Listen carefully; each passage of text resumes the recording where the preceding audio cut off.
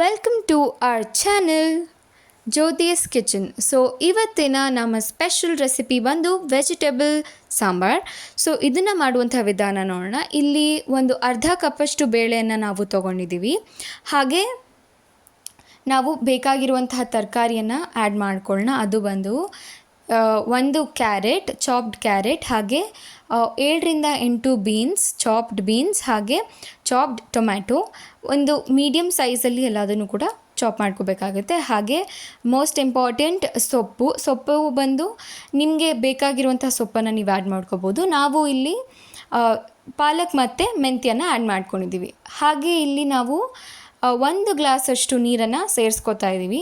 ನಿಮಗೆ ತರಕಾರಿಗೆ ಎಷ್ಟು ಬೇಕಾಗುತ್ತೆ ಅಂತ ಅನಿಸುತ್ತೋ ಅಷ್ಟು ನೀರನ್ನು ನೀವು ಹಾಕೋಬೋದು. ಹಾಗೆ ಇಲ್ಲಿ 1/4 ಚಮಚದಷ್ಟು ಅರಿಶಿನ ಪುಡಿ, ಹಾಗೆ 1 ಚಮಚದಷ್ಟು ಅಡುಗೆ ಎಣ್ಣೆಯನ್ನು ಸೇರಿಸ್ಕೊಂಡಿದ್ದೀವಿ. ಹಾಗೆ ಈಗ ನಾವಿಲ್ಲಿ ಅದನ್ನು ಮುಚ್ಚಿ 2-3 ವಿಷಲ್ ಬರೋವರೆಗೂ ಕೂಗಿಸ್ಬೇಕಾಗುತ್ತೆ. ಸೊ ಹಾಗೆ ಇಲ್ಲಿ ಒಗ್ಗರಣೆಗೆ ಕೊಬ್ಬರಿ, ಜಜ್ಜಿಟ್ಟಿರುವಂತಹ ಬೆಳ್ಳುಳ್ಳಿ, ಬೆಲ್ಲ, ಕರಿಬೇವು, ಸಾಸಿವೆ, ಜೀರಿಗೆ ಎಲ್ಲ ಹಾಕ್ಕೊಳ್ತಿದ್ದೀವಿ. ಹಾಗೆ most importantly MTR spicy sambar powder, ಹಾಗೆ ಆಚಿ ಅಸಫೋಟಿಡಾ ಪೌಡರ್ನ ಯೂಸ್ ಮಾಡ್ತಾಯಿದ್ದೀವಿ. ಹಾಗೆ ಎಣ್ಣೆ ಮತ್ತು ಹುಣಸೆಹಣ್ಣು ಕೂಡ ಯೂಸ್ ಮಾಡಬೇಕಾಗುತ್ತೆ. ಸೊ ಇಲ್ಲಿ ಈಗ ನಾವು ಸಾಸಿವೆ ಅರ್ಧ ಚಮಚದಷ್ಟು, ಎಣ್ಣೆ ಬಂದು ಒಗ್ಗರಣೆಗೆ ಅನುಸಾರವಾಗಿ ಅಂದರೆ ಒಂದು 2-3 ಚಮಚದಷ್ಟು ನೀವು ಹಾಕೋಬೋದು ಎಣ್ಣೆನ. ಹಾಗೆ ಅರ್ಧ ಚಮಚದಷ್ಟು ಸಾಸಿವೆ, ಅರ್ಧ ಚಮಚದಷ್ಟು ಜೀರಿಗೆಯನ್ನು ಹಾಕ್ಕೊಂಡು ಅದು ಚಟಪಟ ಅಂದಮೇಲೆ ಇಲ್ಲಿ ನಾವು ಕರಿಬೇವು ಮತ್ತು ಒಣಮೆಣಸಿನ್ಕಾಯಿನ ಆ್ಯಡ್ ಮಾಡ್ಕೋತಾ ಇದ್ದೀವಿ. ಹಾಗೆ ಜಜ್ಜಿದಂತಹ ಬೆಳ್ಳುಳ್ಳಿ.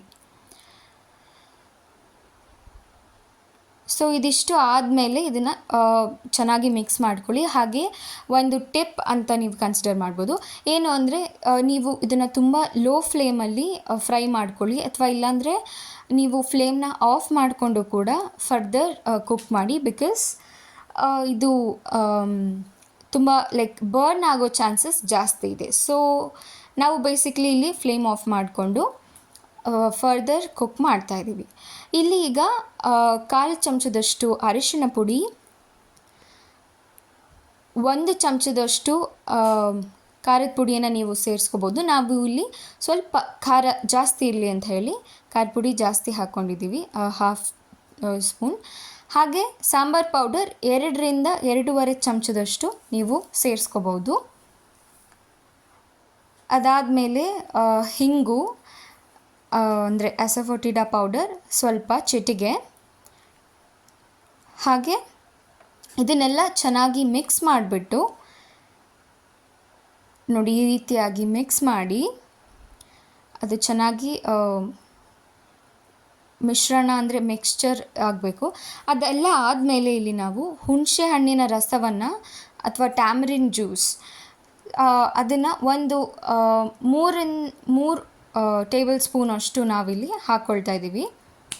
3-4 ನಿಮಗೆ ಎಷ್ಟು ಹುಳಿ ಬೇಕೋ ಅಷ್ಟು ನೀವು ಹಾಕೋಬೋದು.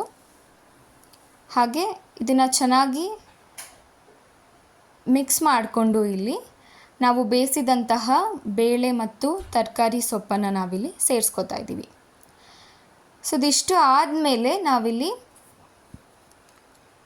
ನಮ್ಮ ಒಂದು ನಮಗೆ ಏನು ಕನ್ಸಿಸ್ಟೆನ್ಸಿ ಬೇಕೋ ಆ ಕನ್ಸಿಸ್ಟೆನ್ಸಿ ನೋಡಿಕೊಂಡು ನೀರನ್ನು ಸೇರಿಸ್ಕೋಬೋದು.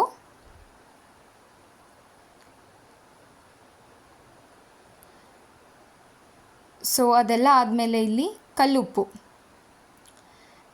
ನಿಮಗೆ ಯಾವ್ದು ಕನ್ವೀನಿಯೆಂಟ್ ಆಗುತ್ತೋ ಆ ಉಪ್ಪನ್ನು ನೀವು ಸೇರಿಸ್ಕೋಬೋದು, ರುಚಿಗೆ ತಕ್ಕಷ್ಟು. ಹಾಗೆ ಬೆಲ್ಲ ಒಂದು ಅರ್ಧ ಟೇಬಲ್ ಸ್ಪೂನಷ್ಟು, ಇದು ಬಂದು ಹುಳಿಯನ್ನು ಕಂಟ್ರೋಲ್ ಮಾಡೋದಕ್ಕೆ. ಹಾಗೆ ಇಲ್ಲಿ ಕೊರಿಯಾಂಡರ್ ಅಂದರೆ ಚಾಪ್ಡ್ ಕೊರಿಯಾಂಡರ್ ಅಂದರೆ ಕೊತ್ತಂಬರಿಯನ್ನು ನಾವಿಲ್ಲಿ ಸೇರಿಸ್ಕೊತಾ ಇದ್ದೀವಿ.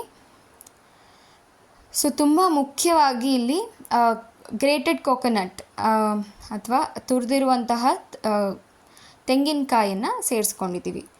ಸೊ ಫೈನಲಿ ನಮ್ಮ ಒಂದು ಸಾಂಬಾರ್ ಹೀಗೆ ರೆಡಿಯಾಗಿದೆ. ಹೇಗಿತ್ತು ಅಂತ ಹೇಳಿಬಿಟ್ಟು ನೀವು ಫಸ್ಟ್ ಟ್ರೈ ಮಾಡಿ, ಟೇಸ್ಟ್ ಮಾಡಿ ನಮಗೆ ಕಮೆಂಟ್ ಮಾಡಿ. ಸೊ ಪ್ಲೀಸ್ ಹಾಗೆ ಒಂದು ಲೈಕ್, ಹಾಗೆ ಒಂದು ಸಬ್ಸ್ಕ್ರೈಬ್ ಮತ್ತು ಒಂದು ಕಮೆಂಟ್ ತಪ್ಪದೇ ಮಾಡಿ. ಹಾಗೆ ಶೇರ್ ಮಾಡಿ. Thank you for watching. Bye bye.